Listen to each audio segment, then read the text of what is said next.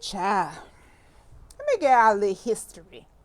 So, I met my son's other 23 chromosomes in January of 1990. I finally slept with him in August of 1990. The day I found out I was pregnant, he showed up on my job with his other two babies in tow that were born in January of 89 and December of 89.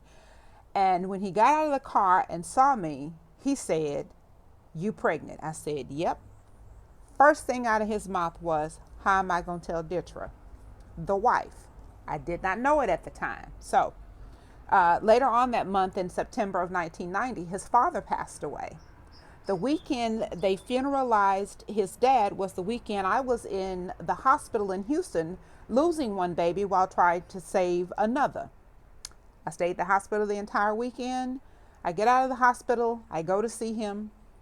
He's sitting on the sofa, smoking weed, drinking Bush Beer, and chasing gin shots behind it. I sit on the sofa. I said, "What's wrong with you?" He said, "Ditra say she pregnant." What they got to do with you? She say it's mine. Is that possible? And he says to me, "Child, that's what married folks do." I'm sorry, say that one more time. I said, "Jerome, you told me you were divorced. Now we just separated. We ain't never got no divorce." I said, "Oh, okay." I picked up my purse, I picked up my keys, and I walked my happy chunky ass onto my 1987 blue Cutlass Supreme and got in my car, drove away, and never looked back.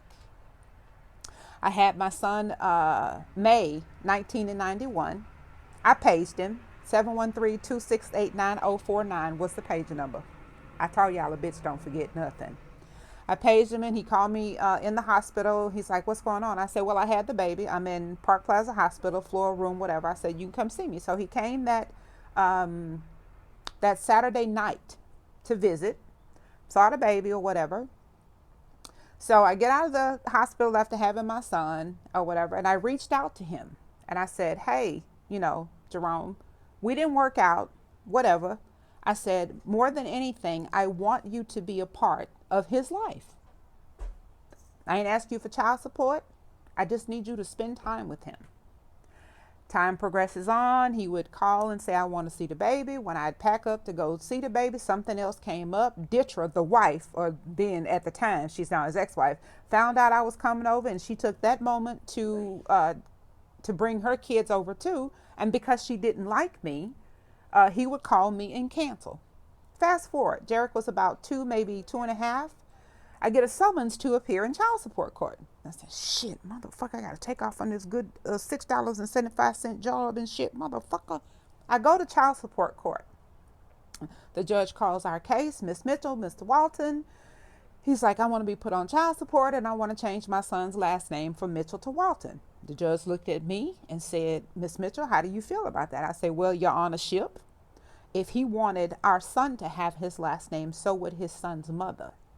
I said, "I will sign any documentation that you want me to." I said, "I will never put him on child support. I will never pursue him. I only asked him to spend time with him, and he never did." I never asked again. When I walked in my home after that court appearance, I knew I was going to be a single parent, a single mother. So guess what the fuck I did? I put on my big girl drawers and I did what I had to do. Thank God I've always had a job that had benefits, so my baby always had. And he always had a good support system. My parents, my neighbors back home, the Grays, the Wellses, the Colemans, they were my support system. I never asked him again. Not once. Fast forward. Here we are, 2016. Out of the blue, about 2 years ago, since I've been here in Washington State, my son he called me. He said, "Hey, what you doing?" I said, "Nothing. I got something to tell you." I was like, "What's up?" He said, "My dad called me." I said, "Oh, really?" So they talked because Jarek always had questions that I didn't have an answer for. I never once talked bad about him. I never said one negative thing about his dad. I said, "Well, did you get all your questions answered?" He said, "Yeah."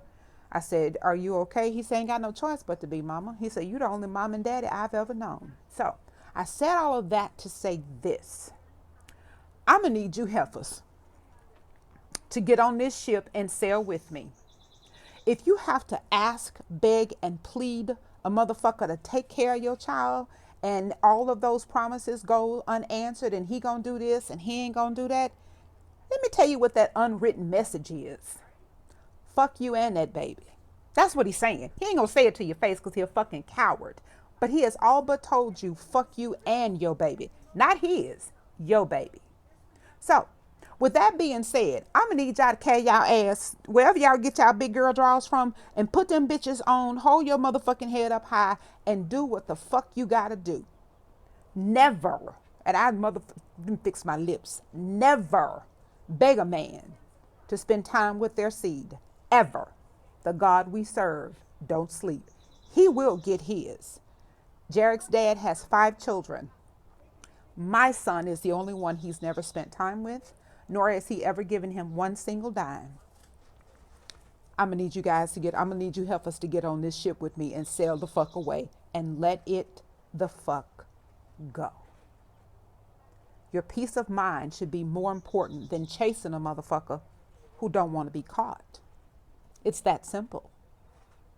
And more importantly, stop having these motherfucking babies without a goddamn husband.